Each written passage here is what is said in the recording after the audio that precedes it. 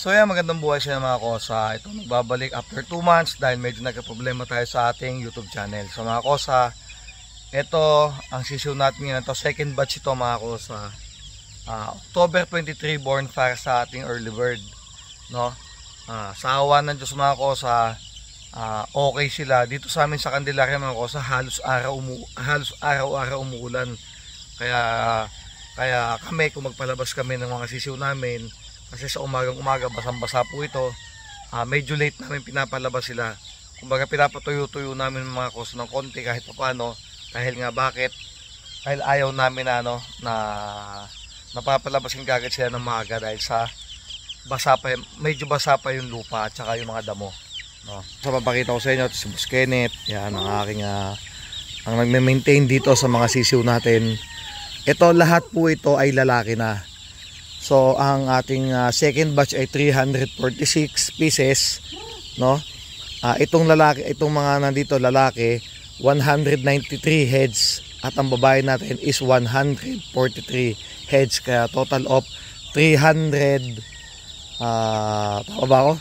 346. Bali kaya nga ito 203 na lalaki, 143 na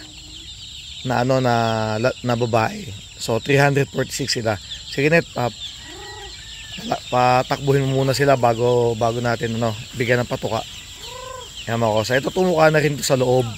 Pero konti lang yung ating pinatuka. Yan. Net, ito na mag-start. Yan mga sisiw natin, healthy sila. Ito almost mga kosa, almost 90% is super dome na po ito. Kaya doon sa mga may order sa akin, ito ang update, no, ng mga makukuha nyo sa amin. Ayan, nakakatuwang pagmasdan kasi kahit grabe ang ulan dito, okay sila. Ayan, 293 pieces po ito, lalaki. Ayan, 243. Yan, kung magmamasama ako sa mga dome na yan. Ayan.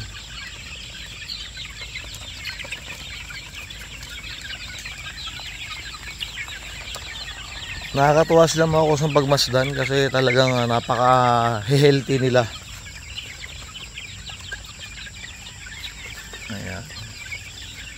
So ang early bird natin mga kosa, no, kung bibilangin natin ang sisiw natin is 1,200 plus. Ayan sila. Meron tayo dito sa batch na to. Yan mga kosa, pero medyo maliit pa sila.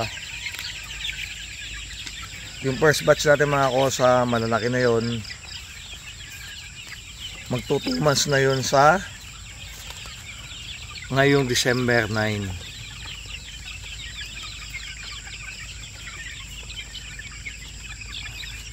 So ayan mga kosa, yun lang ang maikling video natin at ulitin ko, nagkaroon ng konting problema ang YouTube channel natin. Kaya 2 months tayo bago nakapag-upload ng video natin.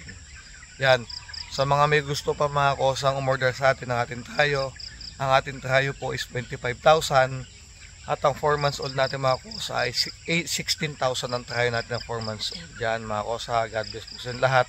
Ito si Boss Kenneth, papakita natin ng konting ating mga sisiw na talagang walang mga tama. Yan mga kosa, net kuha ka ng random na mga sisiw, tingnan natin kung may mga sipon sila or wala. Pili ka na lang ng pili. Yan, kuha ka na lang ng kuha, okay na yan. Yan, pakita natin. So yan, wala ka makita may sipon dyan. Dito net, random tayo, random para at least kita nila na ayan, pakita mo, pisilin mo ng ayos. Ayan. Kuha ka pa dyan ng ilan, kahit dalawa lang, tapos tama na. Para hindi sila magambala sa ng pagkain.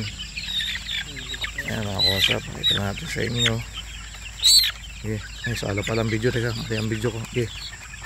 Pakita mo. Yun, yung nahanap natin doon, na dilong pa, lumabas din. Ayan, okay. Ayan mga kosa, healthy ang ating mga sisiw. Yan, maraming salamat po sa inyo lahat mga kosa. Yung iba nating batch saka natin video sa araw kasi maliliit pa naman yun dito. Nasa tent mga kakosa. Yung isa naman na doon sa kabilang parte sa Laguna o sa aking kumpare dahil doon nakalagay mga kakosa. Ayan, maraming salamat po sa lahat. God bless po.